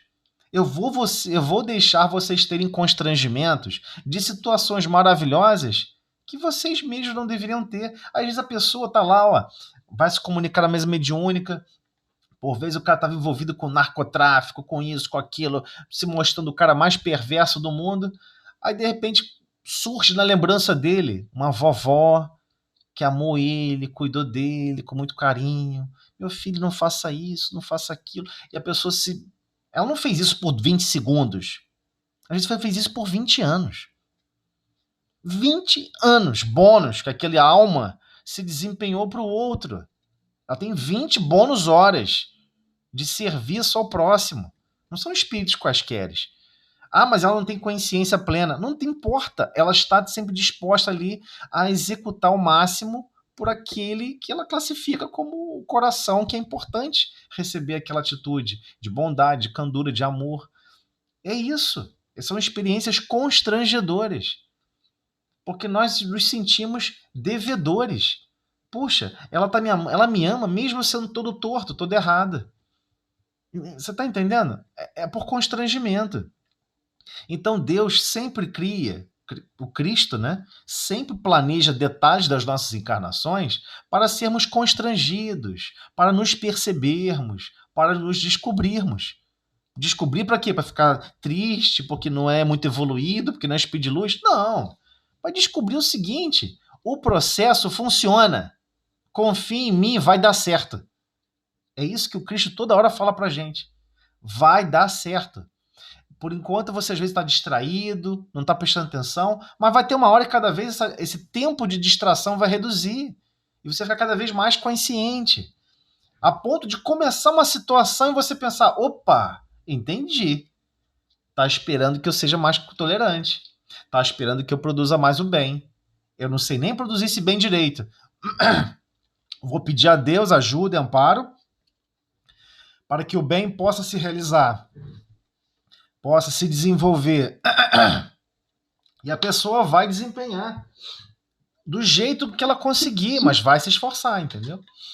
Então, nós também temos, como você vai falando assim, a responsabilidade de identificando, como está no texto.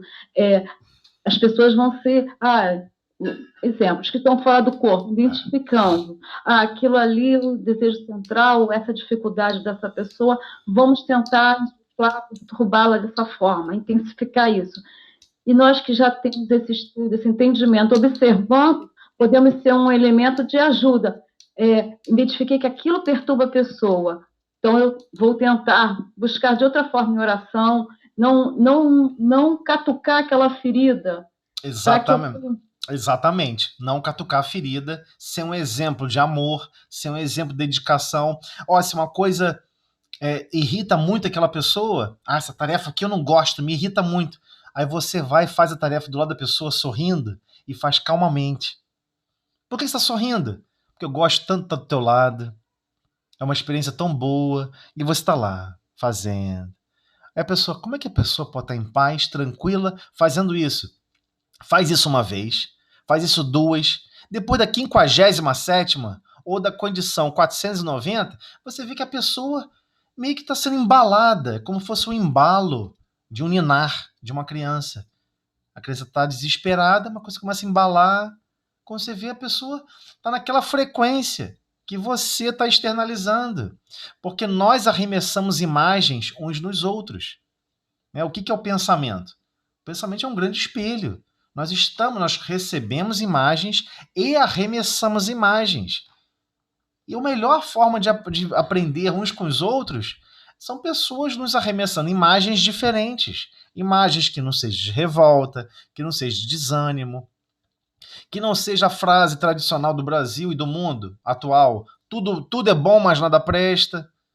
A pessoa sai criticando tudo, desconstruindo tudo, querendo mudar tudo. Não, vamos mudar o mundo agora e vamos mudar na força, na rebelião, na revolta. Não entendi, cara. Não é por aí. Não, o mundo não é assim não, o mundo é maravilhoso. E aí você tem sempre uma postura diferente. Não é de revolta. Ah, mas eu não vou conseguir convencer a pessoa. O objetivo não é convencer.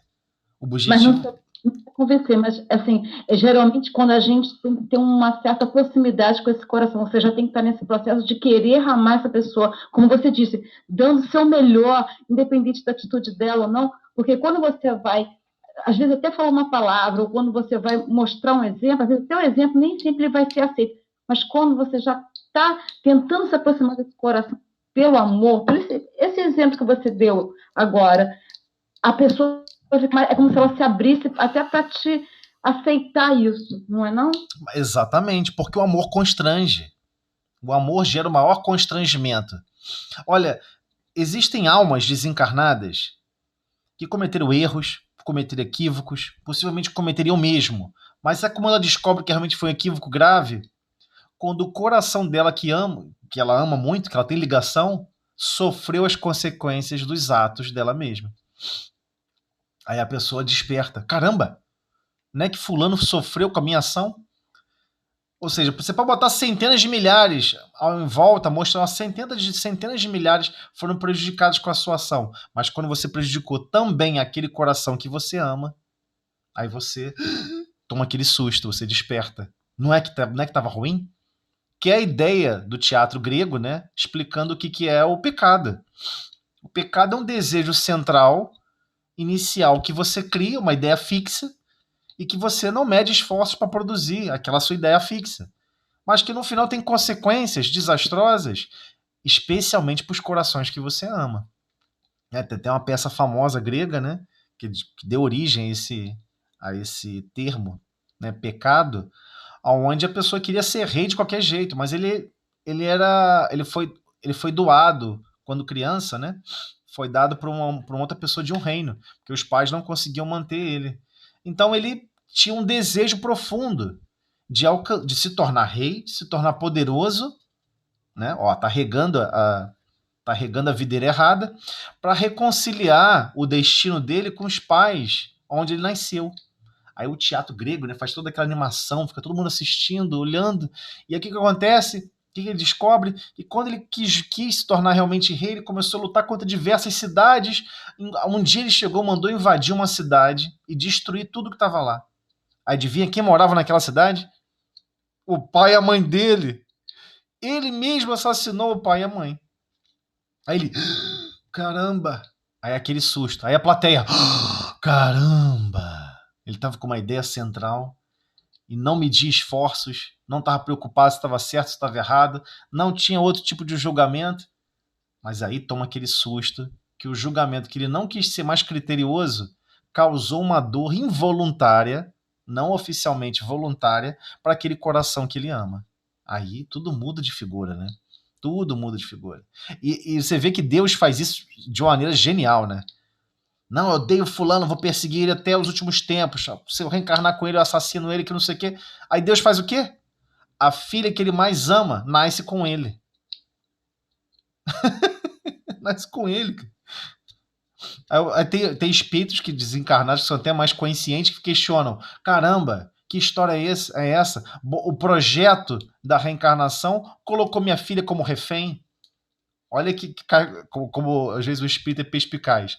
Ele está mostrando pra gente, olha, Olha como é que funcionam os constrangimentos. Como é que você vai fazer mal para aquela pessoa se você vai fazer mal para aquela pessoa e vai prejudicar o próprio filho? Mas adivinha, tem gente que faz, tá?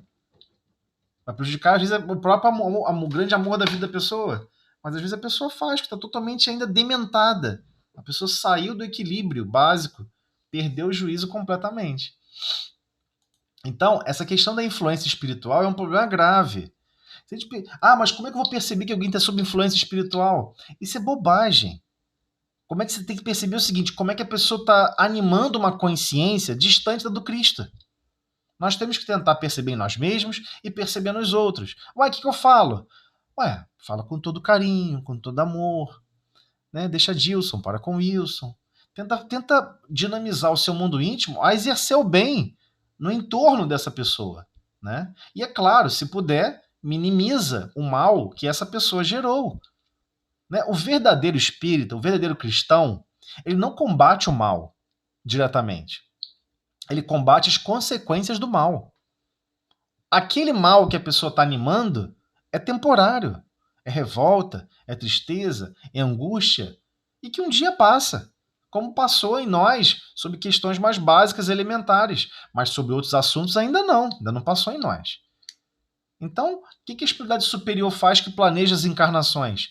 Torce por todos nós, estimula para que possamos animar pensamentos melhores, que possamos perceber a vida com mais grandeza, que possamos elevar os nossos valores íntimos com relação ao mundo íntimo de terceiros, ao espaço de convivência, sobre a predestinação da Terra. A Terra está predestinada a se tornar um lugar maravilhoso, quando todos os corações assim o desejarem.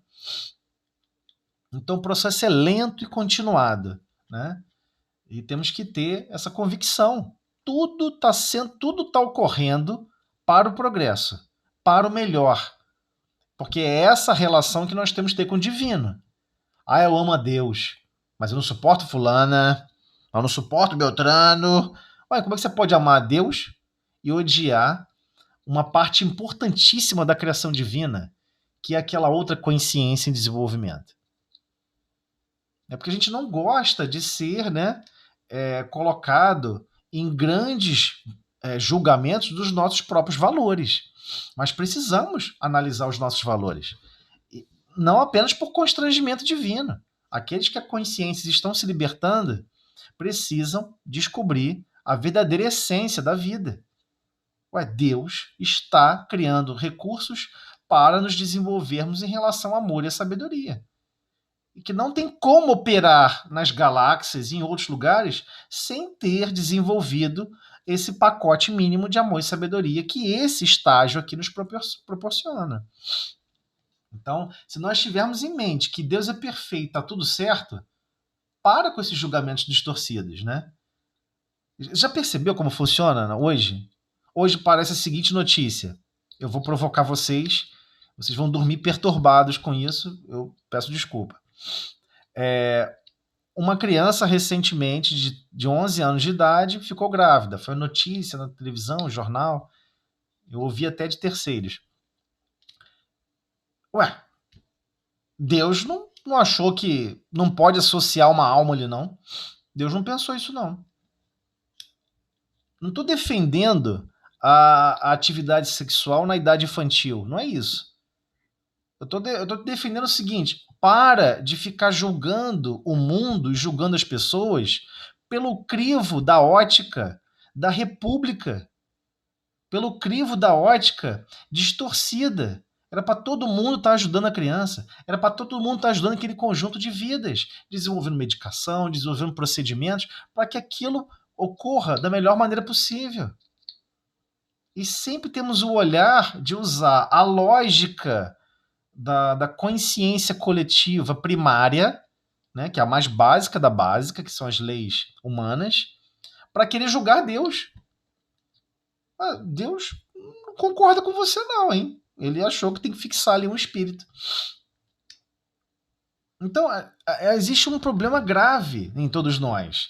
Nós acreditamos que a nossa estrutura de conceitos, que a nossa estrutura fundamental de lógica é a mais certa. E a gente deve sempre duvidar das nossas próprias lógicas. Eu penso assim sobre isso. Calma, deixa eu revisitar o Cristo. Deixa eu revisitar as experiências. Deixa eu ver o que o Consolador Prometido fala sobre isso.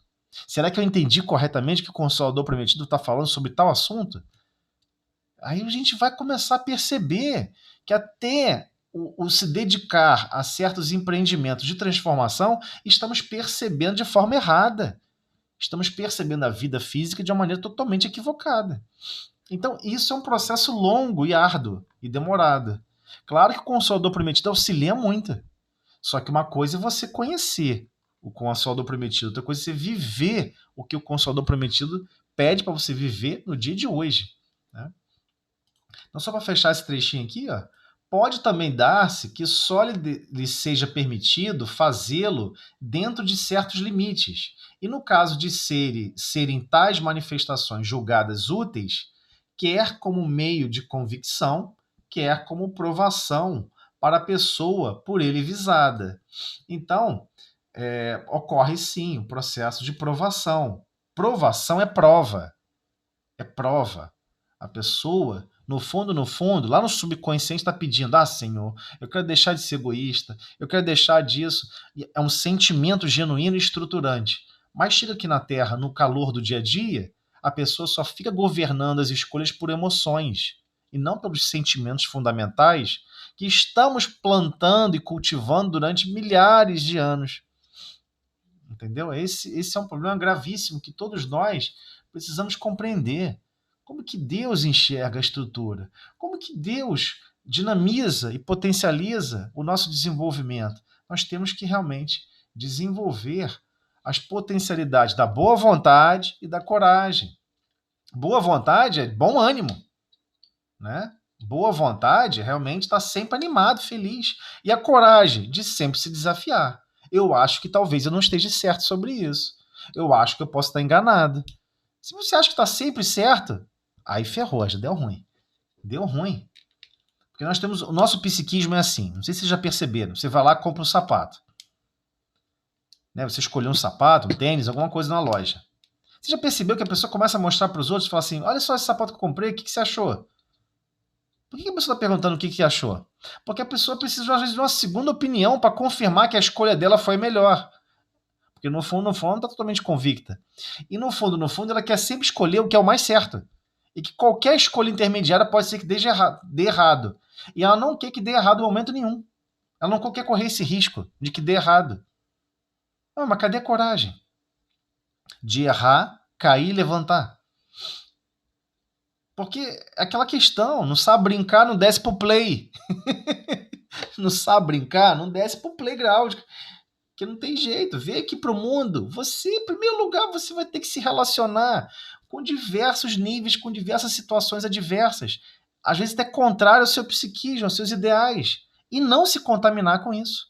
E não se contaminar com o psiquismo do outro, com a forma de pensar e analisar do outro. Né? Não, fulano falou isso. Não é que acabou me influenciando?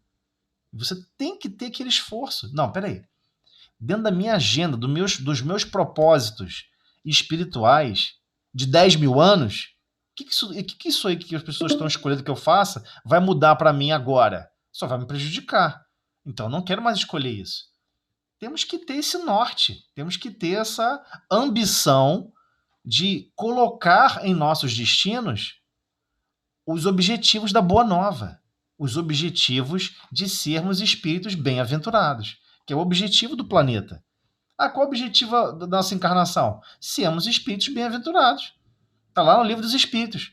O que se torna o espírito na sua última encarnação? A gente pensa que se torna um espírito puro. Puro não, está uma distância enorme. Se torna um espírito bem-aventurados. E ninguém quer ouvir o final das bem-aventuranças, né? Você vai observar que todos os recortes que tem por aí das bem-aventuranças não falam do finalzinho. Nem sequer o Evangelho segundo o Espiritismo trata desse finalzinho. E mentindo, disserem todo mal contra vós, em meu nome. Como é que é? E mentindo, disserem todo mal contra vós em meu nome? É que você está disposto a se sacrificar para amparar terceiros. Se tiver que mentir para produzir alguma coisa de bom para alguém, você vai fazer em nome do Cristo. Você está disposto a se sacrificar. Você está disposto a se imolar em nome do Cristo, em nome do projeto do Cristo, que é tornar a vida de todos, direcionar a vida de todos, a consciência de todos, na consciência divina. Então a gente não pode parar e não ler o finalzinho das bem-aventuranças. Como aquilo ali ia dar conflito entre vários grupos religiosos, Kardec não colocou esse finalzinho. E não está lá, mas vocês podem procurar. Vai lá em Mateus, capítulo 5, vai acompanhando os versículos, 11, 12, vai avançando ali e você vai tomar um susto no final das bem-aventuranças. E mentindo, disserem todo mal contra vós, em meu nome. Cadê a sua disposição de se sacrificar pelo outro, por alguma coisa?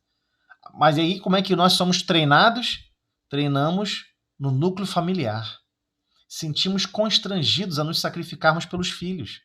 Mas é um treinamento. A pessoa não entendeu que esse treinamento é para toda a humanidade, né? Para com todos os corações que compõem a formação divina aqui desse planeta. E assim deveremos buscar assim proceder, né? Então, de novo, desculpa, não deu para entrar para o 894. O 894 é bem longo, foi até bom, porque eu queria também iniciar esse 894 com mais calma, porque vamos iniciar as perguntas de São Luís sobre diversos aspectos aqui tratados, né? Para compreender um pouco mais, né? Vai haver umas explicações mais detalhadas sobre esses fatos ocorridos em junho de 1960, nessa rua, em Paris, que ele também, na verdade, está detalhado na Revista Espírita, né? De agosto de 1960. Isso que eu acho incrível de Kardec. Kardec pegava esses assuntos e colocava na revista para todo mundo ler, todo mundo descer o cacete, todo mundo criticar, reclamar, falar mal, e ele ia lá depurando cada pensamento. Não, é por isso que é assim, é por isso que é assado. Colocava realmente a informação à disponibilidade de todos. E aí vamos revisitar esse item na semana que vem, ok? Eu não sei se eu fiquei divagando demais ou se eu me fiz claro com relação a esse aspecto aí anterior que nós estávamos conversando, né? O espírito obsessor, ele é um irmão. E no fundo, ele quer estar bem com todos. Ele quer que tudo aquilo que ocorreu de desastroso do passado se torne só amor e carinho. É o que todos nós queremos. Acontece que ele não sabe escolher o caminho de como transformar aquilo tudo, e também nós não sabemos. Aí vem o Cristo e ensina. É através do amor. É amando. Todos se reconhecendo como filhos de Deus. Ainda com dificuldades, ainda com várias incapacidades. E desenvolvendo cada vez mais. Se existe alguma coisa para sempre ambicionarmos, né, para sempre termos ambição de conquistar, é sempre compreender mais na frente como melhor produzir o bem, como melhor agir com mais amor, como alavancar essa qualidade chamada benevolência a níveis mais altos, né? É por isso que a gente toma um susto naquele capítulo, né, no meio do Evangelho segundo o Espiritismo, né, existe um capítulo chamado Afabilidade e Doçura. O que esse capítulo tem a ver com a história toda? Aí depois você entende. Entendi. Aquele que realmente está desempenhando a benevolência no nível adequado, ele deixa marcas de afabilidade e doçura. Em todos os momentos, em todas as situações, mesmo fora das condições CNTP, normais de temperatura, pressão, umidade relativa do ar. Está em tempestade, a pessoa sabe deixar marca de brandura, de afabilidade, doçura. E a gente precisa realmente desenvolver o nosso mundo íntimo para esses níveis. Conscientemente, porque a marcha mínima de progresso que Deus impõe vai nos constranger sempre a exercê-la. Mas quando a gente coloca a nossa consciência para operar, o que ocorre é que a marcha se torna muito melhor. Se torna muito mais prazerosa. Se torna muito mais eficiente, né? Não só em termos de tempo, mas também em termos de eficácia, né? A gente aumenta o grau de exatidão do que nós estamos fazendo. E é importante aumentar o grau de exatidão. Mas vamos lá. Maria, você faz a prece para a gente então, para encerrar? Faço sim. Então vamos lá. Senhor Jesus, agradecemos o estudo, agradecemos a orientação, Senhor, quanto à pureza de coração, que busquemos, Senhor, melhorar nossos corações nesse foco da pureza. Nos ajuda, Senhor, quanto à segunda parte do estudo, que não sejamos nós, Senhor, aqueles que venham a somemos, Senhor, com os que estão na carne e fora dela, Senhor, no processo do bem, nunca reforçar o que não é bom. Agradecido, Senhor, muito obrigada, desde já, muito obrigada mesmo pelo estudo. Senhor Jesus, com esta prece, pedimos igualmente para darmos por encerrada a reunião de estudo da noite de hoje do Livro dos Médiuns, na tua paz e harmonia. Que assim seja.